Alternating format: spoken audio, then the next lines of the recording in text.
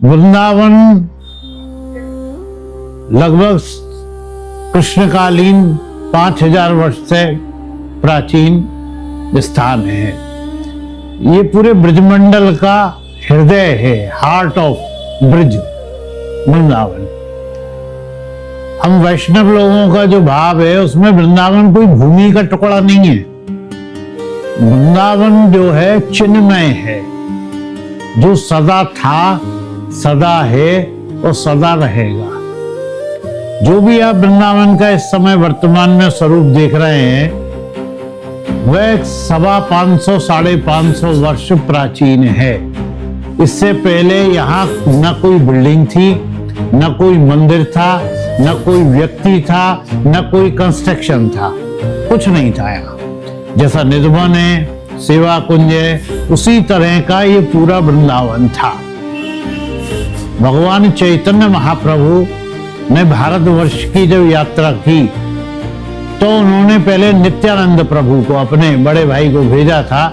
उसके बाद उन्होंने भारत की यात्रा की तो 6 लोगों को उन्होंने वृंदावन भेजा जो षड गोस्वामी कहलाते हैं। उन 6 गोस्वामियों ने 7 मंदिरों की स्थापना की जो सप्त देवालय कहलाते हैं। देवालय और मंदिर में अंतर है। देवालय मीन्स जहां ठाकुर जी प्रकट हुए हैं, जो मैन मेड नहीं है विग्रह मूर्ति, वह देवालय है। और मंदिर तो सेठ साहूकार बना के किसी मूर्ति को बनवा के उसकी प्राण प्रतिष्ठा करके जो स्थापित की जाती है वह मूर्ति कहलाती है। इसलिए इनको जो है विग्रह हम लोग बोलते हैं। ये 7 विग्रह हैं। 6 लोग गोस्वामी जो थे, रूप गोस्वामी, सनातन गोस्वामी, रघुनाथ दास, रघुनाथ भट्ट, जीव गोस्वामी और गोपाल भट्ट गोस्वामी। गोपाल भट्ट गोस्वामी ने शालिग्राम की शिला में से राधा रमण जी को प्रकट किया था। वृंदावन की भगवान ने देखो सारी लीलाएं विभिन्न स्थानों पे की है, लेकिन बाल लीला उन्होंने केवल वृंदावन में की है, ब्रजमंडल में की है। और उसमें भी सबसे विशिष्ट बात जो है, सबसे इंपॉर्टेंट बात है कि बंसी उन्होंने केवल वृंदावन में बजाई है। श्री कृष्ण ने बंसी पूरे ब्रह्मांड में अपनी लीलाओं में सिवाय वृंदावन के कहीं नहीं बजाई। मथुरा में भी नहीं बजाई, द्वारका में भी नहीं बजाई, कुरुक्षेत्र में भी नहीं बजाई, कहीं नहीं बजाई। ब्रज में भी केवल वृंदावन में उन्होंने बंसी बजाई है। तो बांसुरी लीला ये वृंदावन की विशिष्टता है, सबसे इंपॉर्टेंट बात है।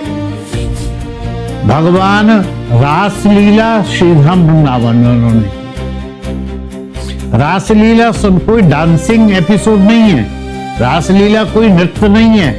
रास लीला एक ऊर्जा स्रोत है। जब तक रास है तब तक ब्रह्मांड है, तब तक ये पृथ्वी है। जिस पल रास बंद होगा उसी पल प्रलय होगी।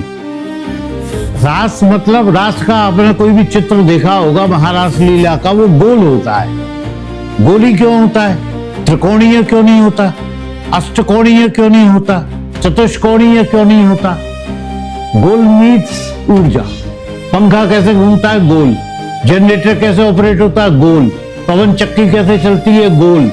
पृथ्वी कैसे घूम रही है? गोल। सूर्य कैसे परिक्रमा करता है? गोल। मीन्स ऊर्जा।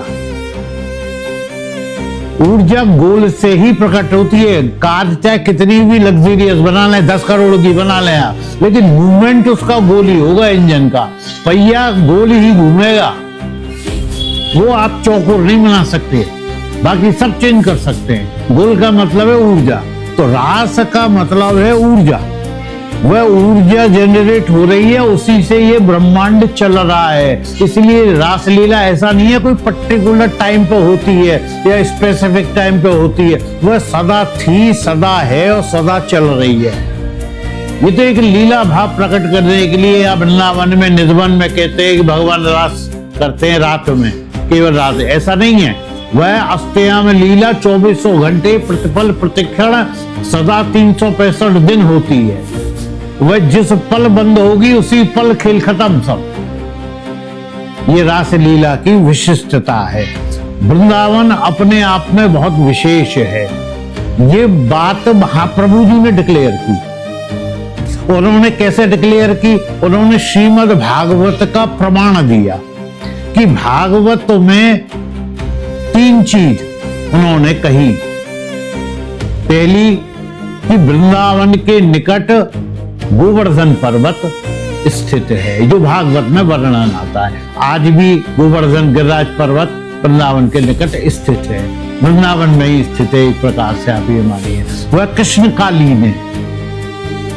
यमुना, चाहे यमुना 2 किलोमीटर आगे चली जाए, चाहे पीछे चली जाए, चाहे नाले में कन्वर्ट हो जाए, चाहे छोटी हो जाए, चाहे विशाल हो जाए, but Yamuna is always Yamuna. Yamuna सदा यमुना है, चाहे लुप्त हो जाए फिर भी यमुना यमुना ही रहेगी। वह कृष्णकाली है। तीसरी, वृंदावन की ये धरा, वृंदावन की रज, वृंदावन की भूमि।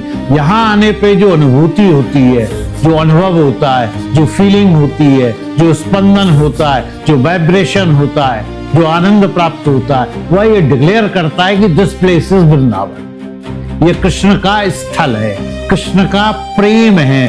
बाकी देखो सारा ब्रह्मांड कृष्ण से आकर्षित होता है, लेकिन कृष्ण किससे आकर्षित हुए? वृंदावन से।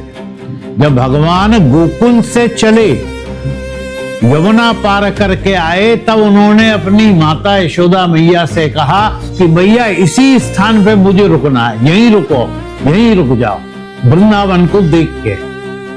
और कहीं ऐसी कहीं कोई घटना नहीं हुई जिस स्थान ने भगवान को आकर्षित किया हो। इसलिए वृंदावन विशिष्ट है। उन्होंने श्री कृष्ण को अपनी तरफ आकर्षित किया और भगवान ने कृपा करी और यहाँ लीला करी है।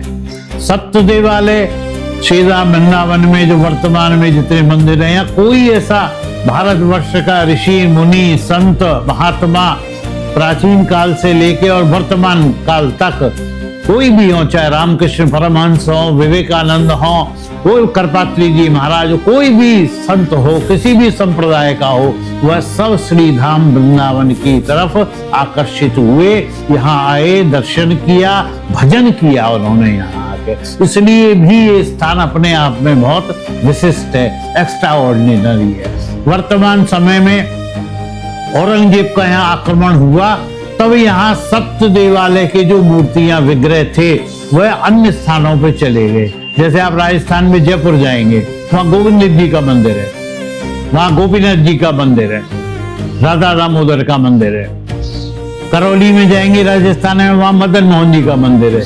तो वहां जो विग्रह हैं वह वृंदावन के विग्रह हैं। औरंगजेब से उन विग्रहों की, मूर्तियों की रक्षा करने के लिए गोस्वामी लोग उन विग्रहों को लेके उनकी कस्टडी में राजाओं की चले गए, तो उन्होंने वहीं मंदिर बना के उनको स्थापित कर दिया। लेकिन राधा रमण जी जो है वह कहीं नहीं गए, छोटी विग्रह थी इसलिए ये यही विराजमान हैं। बिहारी जी भी गए थे, भरतपुर गए थे। बहुत से लोगों की मान्यता है कि जो भरतपुर में बांके बिहारी का मंदिर है वही वास्तव में वही विग्रह है। बहुत से लोगों की मान्यता है कि नहीं, वह वापस आ गए थे, वहां दूसरी विग्रह विराजमान है। लेकिन बिहारी जी भी यहाँ से गए थे। और अब जहाँ सेवा हो रही है, ठाकुर जी में ओरिजिनल या नॉन ओरिजिनल जैसा कोई भाव नहीं होता है। ठाकुर जी का जो भाव होता है उसमें केवल ये विशिष्टता होती है, जहाँ सेवा हो रही है वही साचा विग्रह है, वही सच्चा विग्रह है, वही ओरिजिनल विग्रह है। इसलिए भेद नहीं है, लेकिन ऐतिहासिक दृष्टिकोण से ये कहा जाता है। बाकी इस समय तो 5000 मंदिर वृंदावन में पिछले 500 वर्ष में स्टेबलिश हुए, बने, जिनमें सेवा हो रही है। बड़ा अपने आप में वृंदावन एक प्रकार से विग्रह है स्वयं में। वृंदावन स्वयं मूर्ति है, इसीलिए वृंदावन की परिक्रमा होती है। जैसे गिरिराज जी को साक्षात कृष्ण का रूप मानते हैं, इसलिए गिरिराज जी की परिक्रमा की जाती है। बरसाने में राधा रानी का साक्षात विग्रह है, इसलिए बरसाने की परिक्रमा की जाती है। बरसाने की पहाड़ी की देवरवन में से परिक्रमा की जाती है, परिक्रमा इसीलिए वृंदावन की परिक्रमा की जाती है। वृंदावन अपने आप में लोगों को आध्यात्मिक ऊर्जा, आध्यात्मिक चेतना की राजधानी है, समस्त विश्व की। वृंदावन राजधानी है, जहाँ से बड़े बड़े ऋषि मुनि संत वर्तमान में भी जो है, अब तो बहुत बड़ी संख्या में यहाँ लोगों का आवागमन है। थोड़ी व्यवस्थाओं की कमी है, सरकार कोशिश कर रही है उनको ठीक करने की, और हम आगे उम्मीद रखते हैं कि भक्तों पर कृपा करेंगे ठाकुर जी, और धीरे धीरे यहाँ की व्यवस्थाएं भी उचित होंगी। धन्यवाद। राधे राधे।